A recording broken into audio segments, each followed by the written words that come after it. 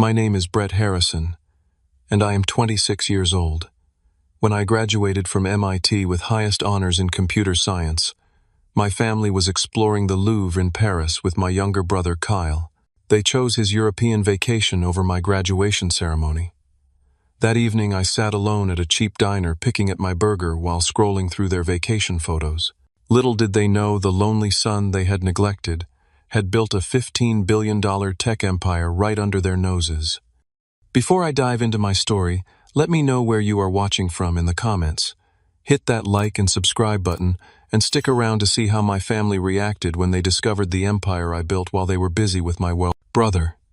I grew up in a modest two-story colonial in a middle-class neighborhood on the outskirts of Boston. Our house was nothing special, just another cookie-cutter home with a small yard and a basketball hoop that rarely saw any use. From my earliest memories, I was always fascinated by technology. While other kids played sports or video games, I wanted to understand how those video games worked. My father, Richard, worked as a sales manager for a pharmaceutical company. He was a former high school football star who never quite made it to college level. My mother, Margaret, taught third grade at the local elementary school.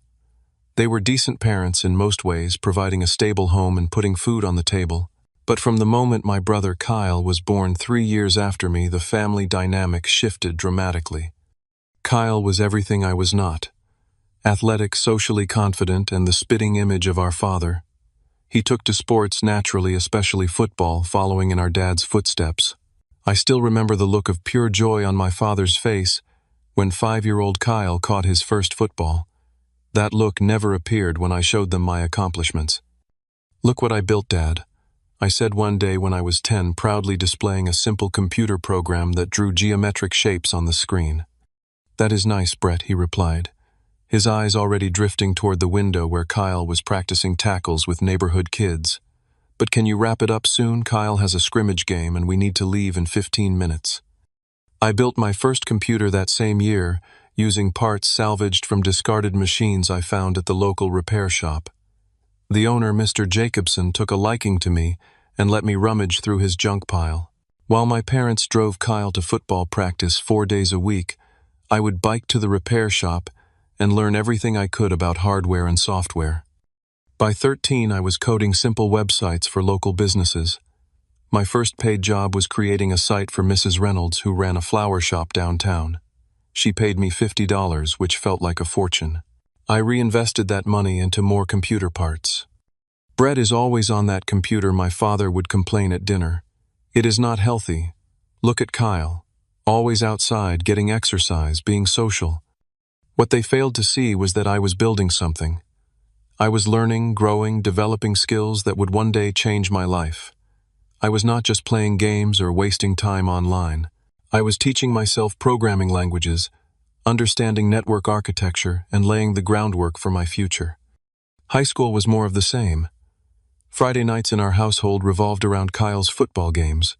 The entire family would attend, my parents beaming with pride as Kyle scored touchdowns and led his team to victories. I attended exactly 3 of his games during those 4 years. The rest of the time I was in my room coding, building, creating. "You should support your brother," my mother would say, guilt in her voice. "He does not come to my coding competitions," I would respond. "That is different," she would insist, though she could never articulate how. Despite the lack of support, I excelled academically. I was valedictorian of my class, president of the computer club, and winner of multiple state and national coding competitions. My college applications were stellar, and I was accepted to MIT with a full academic scholarship.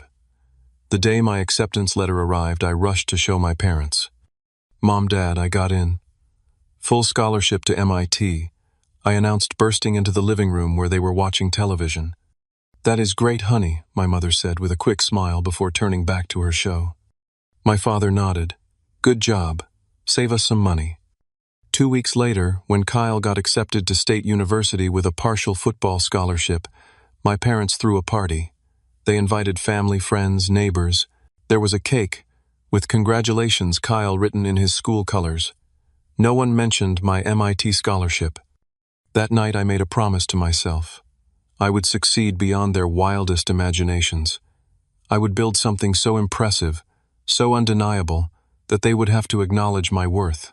Not that I needed their validation anymore, but there was still that wounded little boy inside me who wanted his parents to see him, truly see him. As high school graduation approached, my parents were preoccupied with Kyle's football training camp that summer. They barely noticed when I packed up my belongings to head to MIT early for a summer research position. My father helped me load my few boxes into my used Honda Civic, patted me awkwardly on the shoulder and said, "Good luck at college, son." I drove away from that house with mixed emotions. Relief to be leaving the constant comparison behind, excitement for the future that awaited me, and a lingering sadness that my own family could not see the potential within me. But that sadness was slowly transforming into determination. I would show them and the world exactly what Brett Harrison was capable of.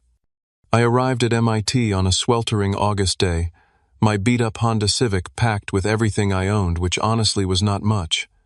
The campus sprawled before me, intimidating and exhilarating all at once. As I lugged my boxes up to my assigned dorm room, I felt a strange mix of loneliness and hope. This was my fresh start away from the shadow of my football star brother. "Need some help with that?" a voice called out as I struggled with a particularly heavy box of computer equipment. That was how I met Ethan Rodriguez, my assigned roommate, and the person who would become my best friend and business partner. Ethan was a scholarship kid from Chicago with an incredible mind for systems architecture. Where I excelled at creative coding solutions, he had an uncanny ability to design robust, scalable infrastructure. We clicked immediately, staying up until 4 in the morning that first night discussing our ideas for the future of cloud computing. "Most people are thinking too small," I told him, sketching out my vision on a whiteboard we had mounted that very evening. "The real opportunity is in decentralized data storage with intelligent retrieval algorithms." Ethan nodded enthusiastically. "And what if we built an adaptive layer that optimizes based on usage patterns? No one is doing that effectively yet." By the end of our first semester, we had created a prototype of what would eventually become CloudCore, the backbone of my tech empire. It started as a simple app to help students share and collaborate on large research files more efficiently. We launched it campus-wide during finals week of our freshman year, and within days over 70% of MIT students were using it. "We should scale this," Ethan said one night as we watched the user numbers climb.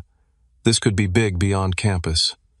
During sophomore year, we officially formed Harrison Technologies, working out of our dorm room between classes. I was the CEO and lead developer while Ethan served as CTO. We expanded CloudCore to other universities, refining the platform based on user feedback. Our big break came when Professor Alderman from the computer science department used CloudCore for a research project and was impressed by its performance. He introduced us to a venture capitalist friend who saw the potential immediately. "Your architecture is years ahead of current solutions," the investor said after a detailed review of our code. "How much seed funding are you looking for?" We secured $1 million in initial funding, but I made a strategic decision that would prove crucial to our future success. I insisted on remaining anonymous as the company founder. Official documentation listed a holding company as the majority owner with my identity protected through complex legal structures. "Why all the secrecy?" Ethan asked as we signed the paperwork. "I want our technology to speak for itself," I explained. But the truth was more personal. I wanted to succeed completely on my own before my family found out. I wanted the reveal to be on my terms when the success was so massive it could not be diminished or overlooked. Throughout junior year, CloudCore expanded exponentially. We moved our operation to a small office near campus, hired 5 employees, and secured major contracts with research institutions across the country. By the end of that year, our company valuation hit $100 million. Through it all, I lived frugally. I stayed in the same dormitory, wore the same clothes, and drove the same old Honda. Every dollar of my share went back into the company or into savings. My parents remained oblivious to my success, still focused on Kyle's football career at State University, where he was gaining recognition as a promising tight end. Our occasional phone calls followed a predictable pattern. "How are your classes, Brett?" my mother would ask. "Fine, Mom. I am maintaining a 4.0 GPA," I would respond. "That is nice, dear. Did you hear Kyle scored 2 touchdowns last weekend?" During senior year, everything accelerated. Cloud Core evolved into a comprehensive enterprise solution that major tech companies could not ignore. Google offered to buy us out for $2 billion. We declined. Microsoft came in at $3 billion. We declined again. We knew what we had built was worth more, much more. By March of my senior year, Harrison Technologies had expanded to 3 international offices with over 200 employees. Our valuation hit $15 billion after a series of major government and Fortune 500 contracts. Yet I remained in the shadows, known within the industry only as the architect. The Forbes profile of our company listed me simply as a young MIT graduate whose identity was kept private. As graduation approached, I allowed myself to hope that my family might finally see me clearly. I had achieved extraordinary success by any measure. Surely they would be proud to attend my graduation from one of the most prestigious technical universities in the world, where I had maintained perfect grades while building a multi-billion-dollar company. I was about to discover how wrong I was. 2 weeks before graduation, I called home during a rare break between meetings. Our company was preparing for a public announcement about our latest platform, and the stress was immense. Still, I felt excited about finally sharing my success with my family at graduation. I had even arranged for a special announcement to be made during the ceremony, coordinated with the university administration, who were thrilled to highlight such a successful alumnus. The phone rang several times before my father picked up. "Hello," he answered, the sound of a basketball game playing loudly in the background. "Hi, Dad, it is Brett." "Oh, Brett. Hold on, Kyle just made an amazing play in this game. Let me watch the replay." I waited patiently, listening to my father cheer for my brother through the television. After nearly a minute, he returned to the phone. "Sorry about that. What is up, son?" "I was just calling to confirm you guys are coming to my graduation in 2 weeks, May 15th at 10 a.m. Remember, I can book your hotel if you have not done that yet." There was a pause, and I could hear my father clearing his throat. "About that, Brett. Something has come up." My stomach dropped instantly. I knew that tone. "What do you mean something came up?" "Well, Kyle has been invited to participate in this elite football training camp in Switzerland. It is a huge opportunity for him, could lead to NFL scouting attention. The dates overlap with your graduation, and we decided to make a family vacation out of it. We are taking your brother to Europe." I gripped my phone tighter, trying to keep my voice steady. "So you are not coming to my MIT graduation at all?" "You are smart, Brett. You have always been independent. Celebrate on your own, and we will have dinner when we get back," or something my father said dismissively. This is a once-in-a-lifetime opportunity for Kyle. In the background, I could hear my mother. "Is that Brett? Tell him we are sorry about missing graduation, but this is really important for Kyle's future." Then I heard my brother's voice, smug as ever. "Tell the computer nerd I will bring him a souvenir. We will be thinking of you on your big day." My father continued, completely oblivious to how devastating this news was. "You understand, right? Family has to stick together, and Kyle needs our support right now." The irony of his words was not lost on me. Family sticking together, except when it came to me. "Right," I managed to say, my voice hollow. "Family first. That is my boy. Listen, I need to go. Kyle wants to discuss which cities we should visit while we are in Europe. I am thinking Paris, Rome, maybe Barcelona. Talk soon. Okay." After he hung up, I sat in my office, staring at the wall, my carefully constructed emotional walls crumbling around me. For years, I had told myself that their opinion did not matter, that I had moved beyond needing their approval. Yet their casual dismissal of one of the most important days of my life cut deeper than I wanted to admit. Ethan found me like that an hour later, still sitting motionless at my desk. "Board meeting in 10 minutes, he reminded me, then paused when he saw my face. "What happened?" I told him about the conversation, my voice flat and emotionless. "Your family is unbelievable," Ethan said, shaking his head in disbelief. "After everything you have accomplished, they still cannot see your worth." "They do not even know what I have accomplished," I reminded him. That was going to be the surprise at graduation. Ethan leaned against my desk. "So what are you going to do?" I straightened up, a new resolve hardening within me. "Move up the timeline. The company was planning to go public next month anyway.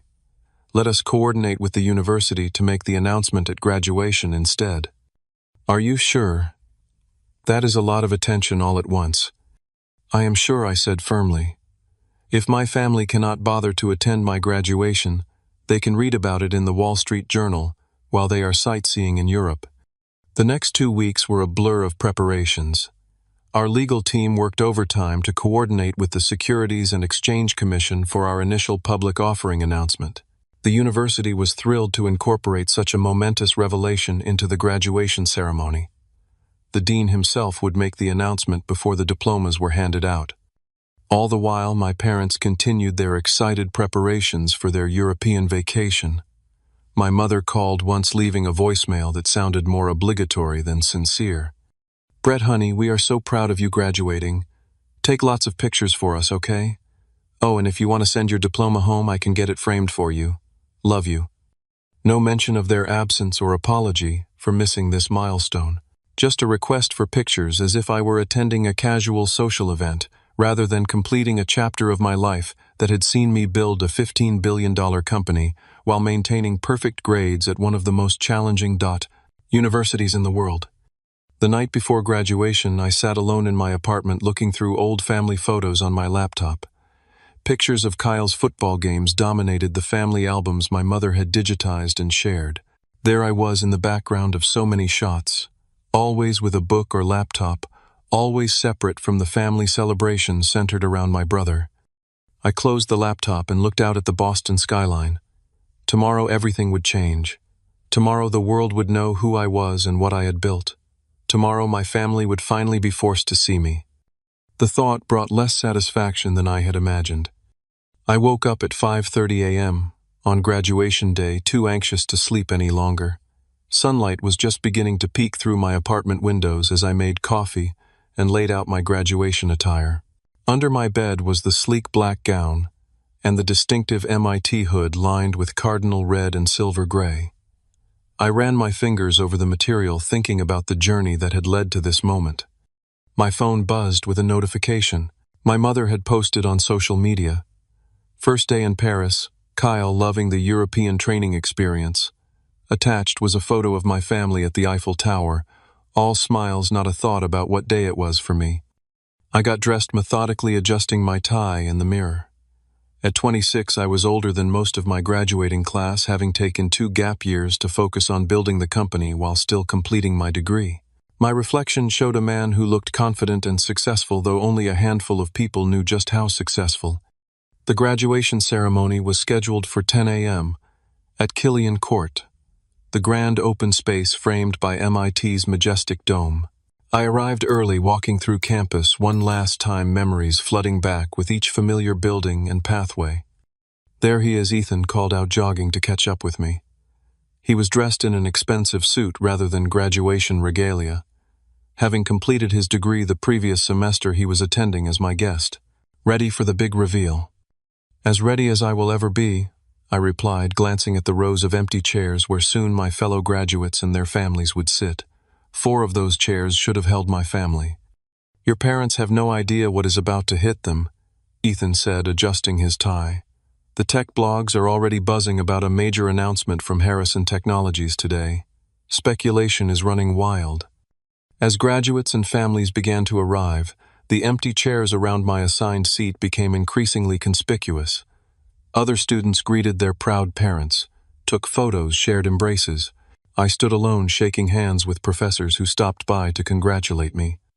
"Mr. Harrison, congratulations on your remarkable achievements," said Professor Michaels, my advanced algorithms instructor, both academic and otherwise. He gave me a knowing wink. As department chair, he was one of the few faculty members aware of my connection to Harrison Technologies. At precisely 10 a.m., the ceremony began. The procession of faculty in their colorful academic regalia, the traditional speeches from university officials, the distinguished alumni address, all washed over me in a blur. I was acutely aware of the empty seats in the section reserved for my family. Finally, the dean approached the podium, adjusting his glasses as he prepared to speak. This was the moment we had carefully orchestrated. Before we begin presenting degrees to our graduates, the dean announced, his voice echoing across Qley Court. We have a special announcement that exemplifies the innovative spirit of MIT. The crowd quieted, curious about this departure from the traditional ceremony. Today, Harrison Technologies, one of the fastest-growing tech companies in the world valued at $15 billion, is announcing its initial public offering. Murmurs spread through the audience. The company was well known in tech circles for its groundbreaking cloud architecture. What may come as a surprise to many, the dean continued, is that Harrison Technologies was founded and built by one of today's graduates while he was a student here at MIT. The murmurs grew louder. I took a deep breath. Ladies and gentlemen, I am proud to introduce Brett Harrison, graduating today with highest honors in computer science, the founder and CEO of Harrison Technologies, and at 26, our youngest tech billionaire. The crowd erupted in applause and gasps of surprise. All around me, fellow students turned in their seats trying to get a look at me. Flashbulbs popped as photographers who had been briefed in advance captured the moment. I stood acknowledging the ovation with a modest wave. The applause continued building into a standing ovation from students and faculty alike. As I walked to the podium to give a brief acceptance speech, I could not help but think of my family probably touring the Louvre at that very moment, completely unaware that their son and brother was now making headline news across the tech world. Thank you for this recognition. I began looking out at the sea of faces. When I came to MIT 6 years ago, I had a dream of building technology that would change how the world stores and processes information. Thanks to the education I received here, the mentorship of dedicated professors, and the collaboration with brilliant fellow students, that dream has become reality. I spoke for exactly 3 minutes, thanking my professors, acknowledging Ethan and our early team, and expressing gratitude to MIT for creating an environment where innovation could thrive. I did not mention my family once. As I returned to my seat amidst continued applause, my phone began vibrating constantly in my pocket. News alerts, text messages, emails, all reacting to the announcement. I ignored them all. This moment was mine, and I wanted to experience it fully without distraction. The rest of the ceremony proceeded according to tradition. When my name was called to receive my diploma, another round of applause erupted. I shook hands with the university president, accepted my diploma, and moved the tassel on my cap from right to left, officially becoming an MIT graduate. After the ceremony, journalists swarmed around me, shouting questions about the company, the IPO, and my journey. Security personnel from Harrison Technologies, who had been stationed discreetly throughout the event, moved in to create a protective barrier. Mr. Harrison will not be taking questions today, our press officer announced. A formal press conference will be scheduled next week. I caught Ethan's eye through the crowd, and he gave me a thumbs up. We had planned my exit strategy carefully.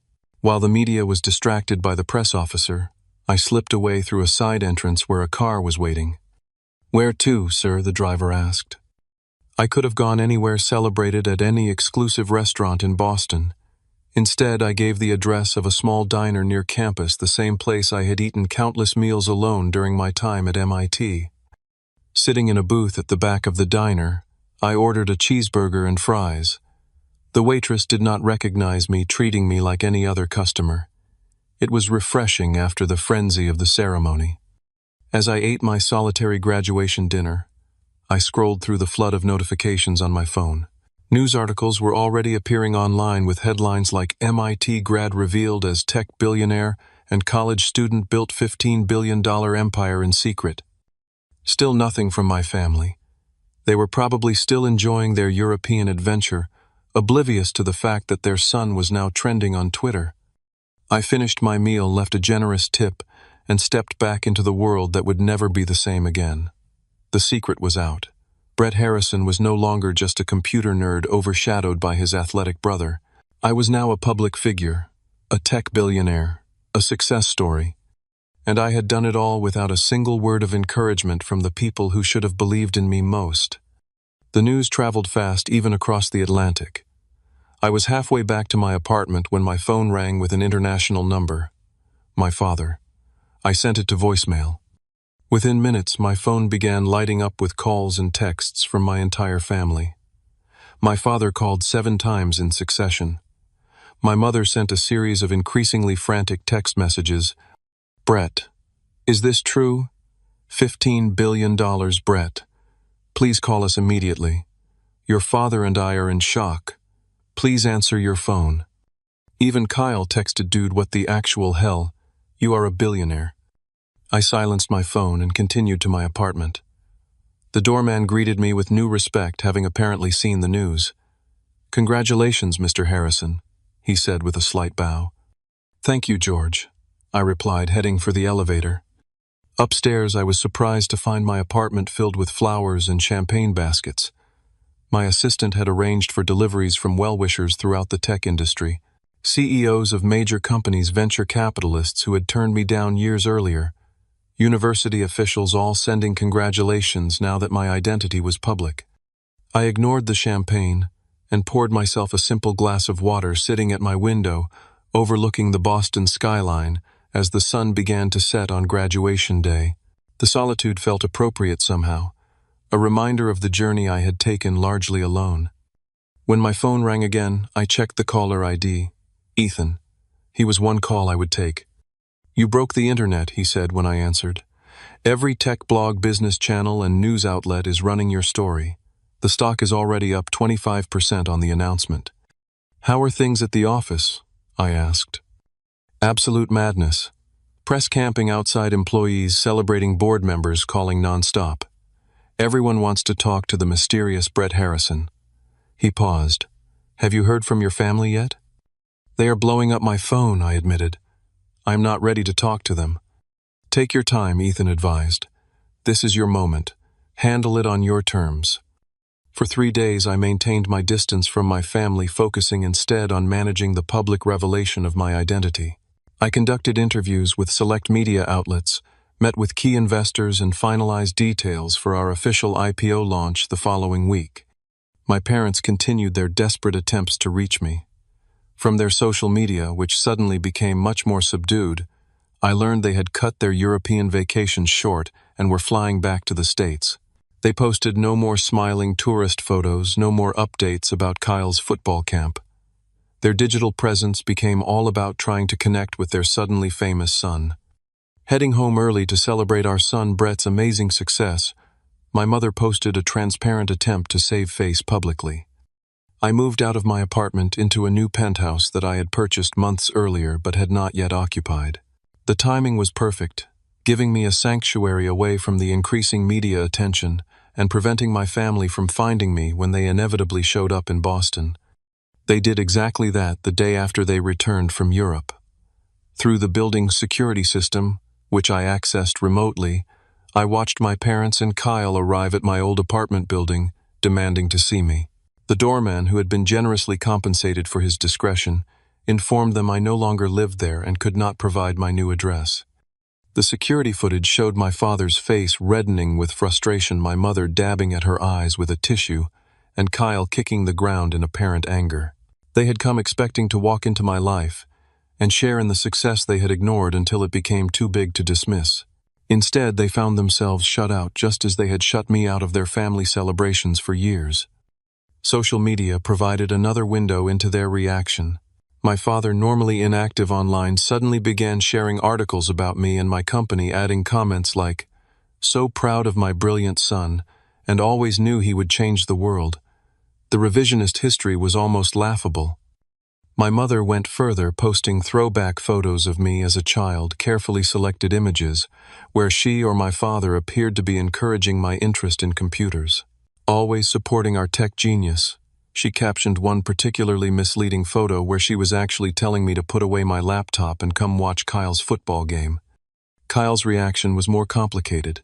His social media oscillated between attempting to associate himself with my success, my brother the billionaire genius, and posting moody selfies, captioned with vague inspirational quotes about finding your own path. Meanwhile, Harrison Technologies stock continued to soar. The IPO was an unprecedented success, with share prices climbing 80% in the first week of trading. My personal net worth, already substantial, nearly doubled.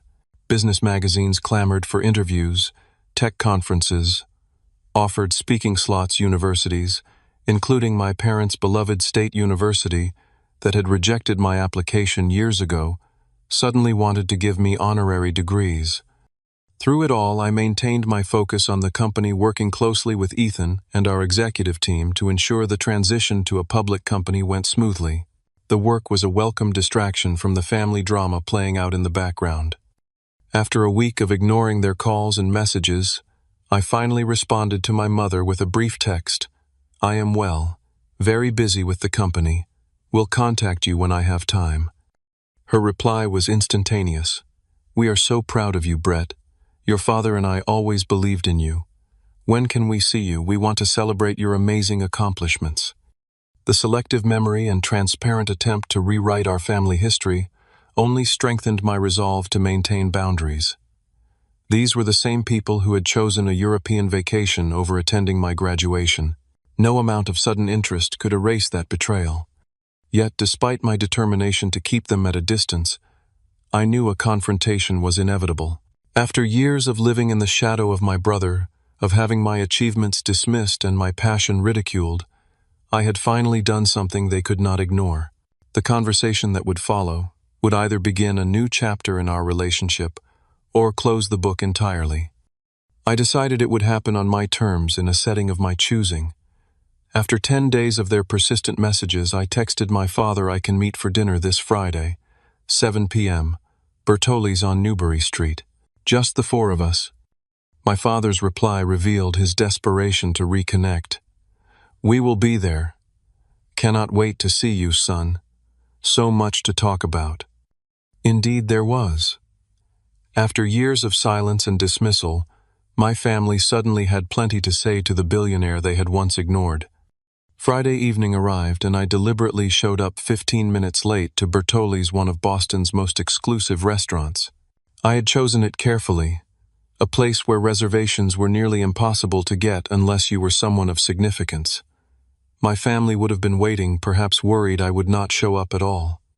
I drove there in my new Ferrari, one of the few indulgences I had allowed myself since my wealth became public. The valet's eyes widened as I handed him the keys, another reminder of how drastically my public persona had changed in just a few weeks. Through the restaurant's front window, I could see my family already seated at a prime table. My father was checking his watch nervously. My mother was reapplying her lipstick, something she did when anxious. Kyle was slouched in his chair, scrolling through his phone. Taking a deep breath, I entered the restaurant. The maitre d' recognized me immediately. "Mr. Harrison, welcome back," he said, with a deferential nod. "Your family has arrived. Shall I show you to your table?" Heads turned as I walked through the dining room. The secret of my identity was fully out now, my face having appeared in business magazines and news programs across the country. Whispers followed me as the maitre d' led me to the table. My mother spotted me first, her eyes widening. She stood up so quickly she nearly knocked over her water glass. "Brett," she exclaimed, arms outstretched for a hug. I gave her a brief, formal embrace, then shook hands with my father and Kyle. No warm hugs, no emotional reunion. I took my seat and thanked the maitre d' as he handed me the wine list. "You look great, son," my father said, his voice unnaturally enthusiastic. "Success suits you." "You must be exhausted with all the media attention," my mother added, reaching across the table as if to touch my hand.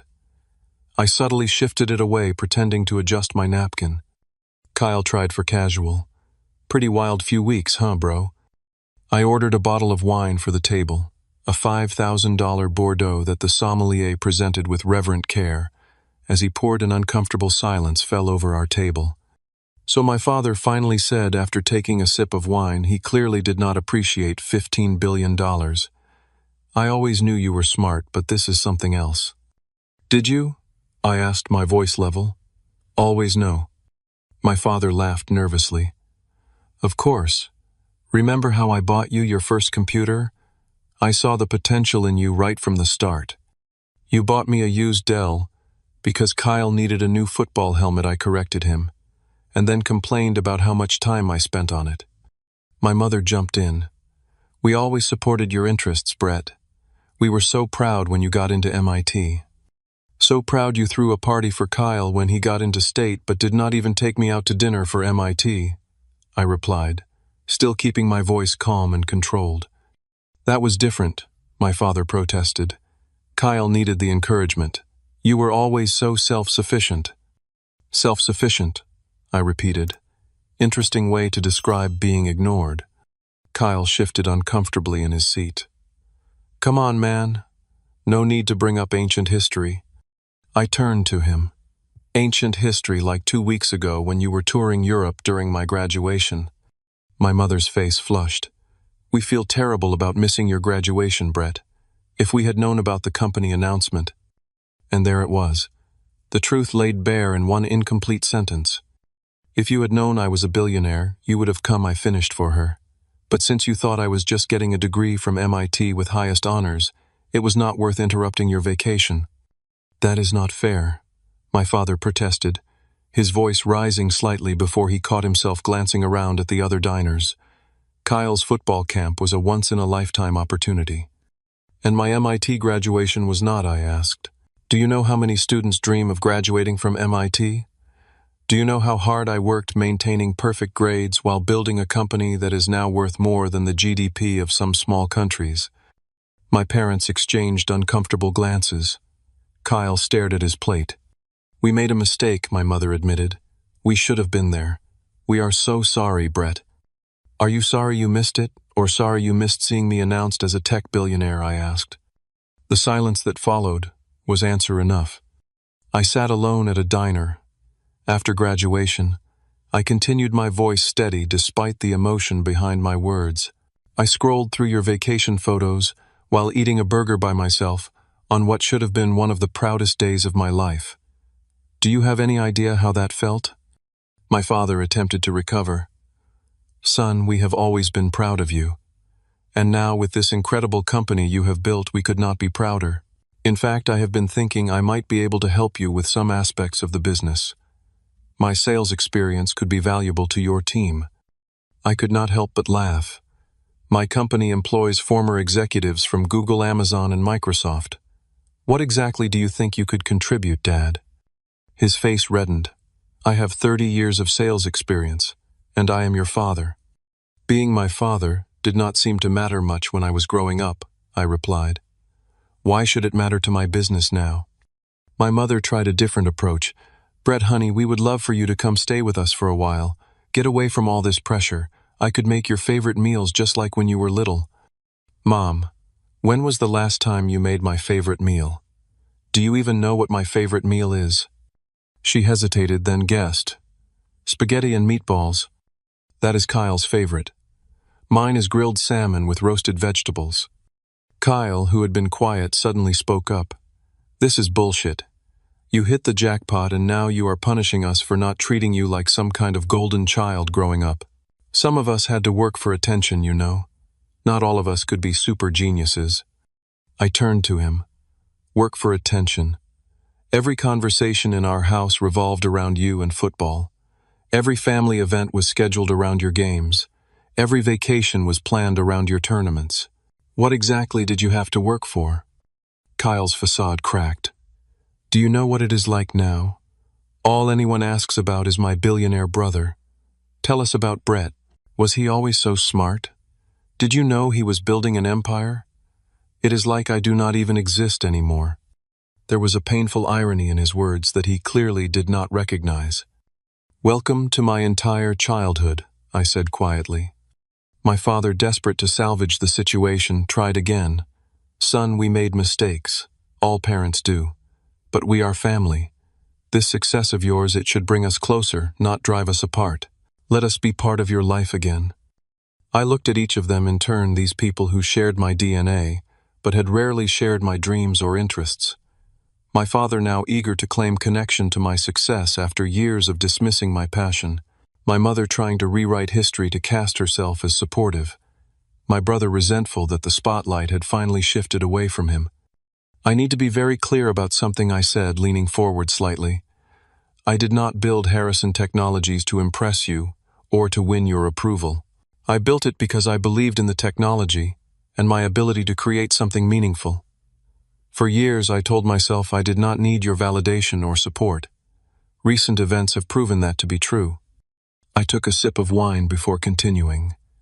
That said, I am willing to have a relationship with you all going forward, but it needs to be based on honesty and respect.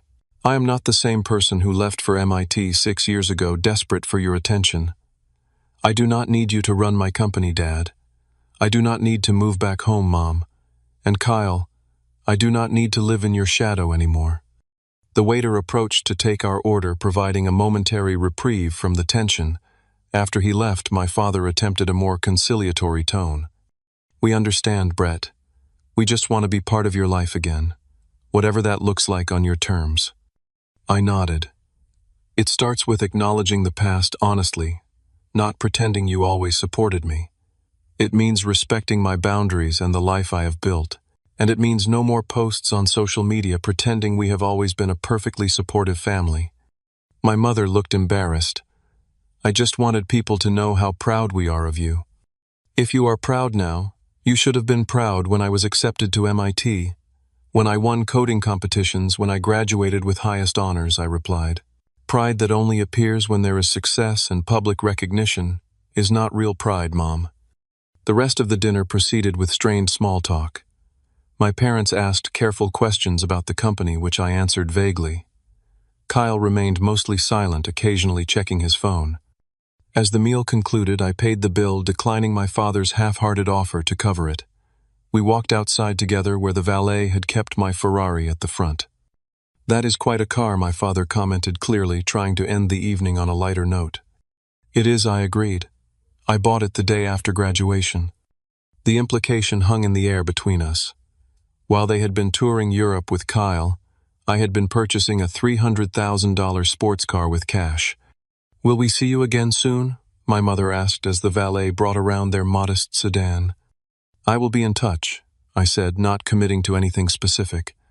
"I have a very busy schedule with the IPO and media obligations." We exchanged awkward goodbyes. No warm hugs, no tearful reconciliation, just a family trying to navigate a new reality where the dynamics had been completely upended. As I drove away, watching them shrink in my rearview mirror, I felt a strange sense of peace. The confrontation I had both dreaded and anticipated for years was over. I had said my piece without losing control, without letting old wounds dictate my future. The conversation had not gone as they had hoped, I was sure. They had expected forgiveness, maybe even gratitude. Instead, they had received honesty and boundaries. Whether our relationship could be rebuilt on that foundation remained to be seen, but for the first time, I was not the one desperately seeking their approval. I was Brett Harrison, MIT graduate and tech billionaire. And finally, I was free from the shadow of being the forgotten son.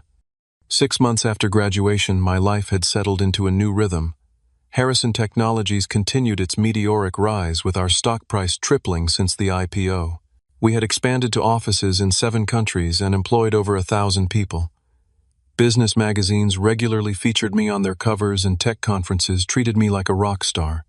But the achievement I was most proud of had nothing to do with stock prices or magazine covers.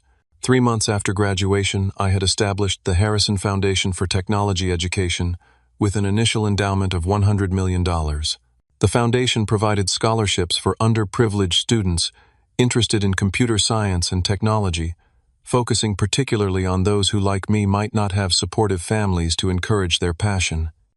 "These young minds need someone to believe in them," I explained at the foundation launch. "Someone to say your interest in technology is valuable, your skills matter, your future is bright." In many ways, I was giving these students what I had never received myself: recognition, encouragement, support. The foundation quickly became the most fulfilling part of my professional life. Ethan remained my closest friend and trusted business partner. We had weathered the transition to public company status together, navigating shareholder expectations and media scrutiny as a team. "Remember when we were coding in our dorm room at 3 a.m., he asked one evening as we sat in my penthouse looking out over the Boston skyline. "Did you ever imagine this?" "Parts of it," I admitted. "The technology, the company growth, not the public attention. Or the family drama," he added carefully. My relationship with my family had evolved into something I could manage on my own terms. My mother and I exchanged text messages weekly, mostly surface-level updates about our lives. She had learned to respect my boundaries, no longer posting about me on social media or trying to insert herself into my business affairs. "Brett, I made your favorite salmon for dinner tonight," she texted once, alongside a photo of the meal. "Thinking of you." It was a small gesture but meaningful. She was trying in her way to acknowledge my individuality. My father's journey had been more complicated. His initial attempts to capitalize on my success had given way to a more humble approach after our confrontation at the restaurant. He had eventually sent me an email that showed the first real introspection I had ever seen from him. "I realize now that I spent years looking for myself in my sons," he wrote. "I saw my failed athletic dreams in Kyle, and that was comfortable for me. I did not understand your world of technology, and instead of trying to learn, I retreated to what was familiar. That was my failure, not yours. I missed seeing the extraordinary person you were becoming. We were not close and perhaps never would be, but there was a new honesty between us that made occasional family dinners tolerable, even sometimes pleasant. The most surprising evolution had been Kyle's. After the initial shock and resentment over my success, he had faced a genuine identity crisis. His entire life had been built around being the star of the family, the athletic hero everyone admired. When that narrative collapsed, he had been forced to reconsider who he really was beyond the football field. 6 weeks after our confrontation, he had asked to meet me one-on-one. "I have been a jerk," he admitted over coffee at a neutral location. "Not just recently, but for years. I took for granted being the favorite, never considering what that meant for you." His humility had surprised me. The Kyle I knew had never admitted fault or shown such self-awareness. "I am thinking about changing my major," he continued. "Football was always more Dad's dream than mine. I am actually interested in sports medicine, helping athletes recover from injuries, you know." It was the first time I could remember Kyle talking about a genuine intellectual interest. I found myself offering to help with tuition if he wanted to pursue graduate studies in the field, an offer he initially refused but later accepted with sincere gratitude. Beyond my blood relations, I had built a chosen family of friends and colleagues who valued me for who I was, not what I had achieved. Ethan was at the core of this group, but it had expanded to include people I had met through business philanthropy and shared interests. Then there was Sophia, who had entered my life unexpectedly at a charity gala for youth in technology. As the founder of a nonprofit teaching coding to girls in underserved communities, she had approached me not knowing who I was, passionate about getting support for her organization.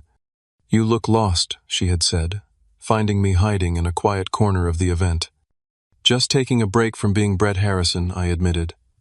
"And who would you rather be?" she asked. "Just Brett," I said. "The guy who loves coding and building things that matter." She had smiled. "Nice to meet you, Just Brett. I am Sophia." She had not been impressed by my wealth or status, only interested in my genuine passion for technology education. Our relationship had developed naturally, built on mutual respect and shared values. For the first time, I was with someone who saw me clearly and valued me completely. 1 year after graduation, Ethan and I commemorated the anniversary with dinner at the same diner where I had eaten alone after the ceremony. "Full circle," Ethan commented, as we slid into a booth. "From solitary burger to billionaire remembrance tour." The burger was actually pretty good, I reminded him with a smile. As we ate, I reflected on the journey of the past year. From the pain of family rejection to the triumph of professional success, from the solitude of that post-graduation dinner to the rich relationships I now enjoyed. "You know what I have learned through all this," I said to Ethan. "Success is not about proving your worth to people who could not see it. It is about creating something meaningful and surrounding yourself with people who value you for who you really are. And making a few $1 billion does not hurt," Ethan joked. I laughed. "The money is nice, but it is not what makes me feel successful.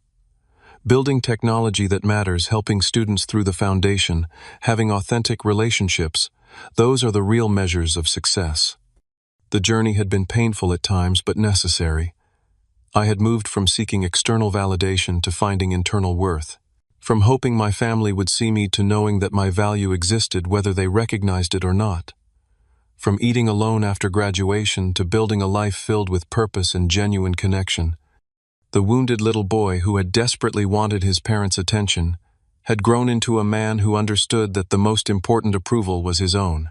And that was perhaps the most valuable lesson of all, worth more than any company valuation or headline announcement. What about you? Have you ever felt overlooked by the people who should have valued you most? How did you find your own worth beyond their recognition?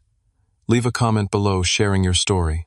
Sometimes the people who fail to see your potential are the very ones who push you to prove it to yourself. If this story resonated with you, please like, subscribe, and share with someone who might need to hear that their value exists regardless of who recognizes it. Thank you for listening to my journey. And remember, true success is not measured by others' approval, but by the life you build that brings you fulfillment and allows you to make a difference.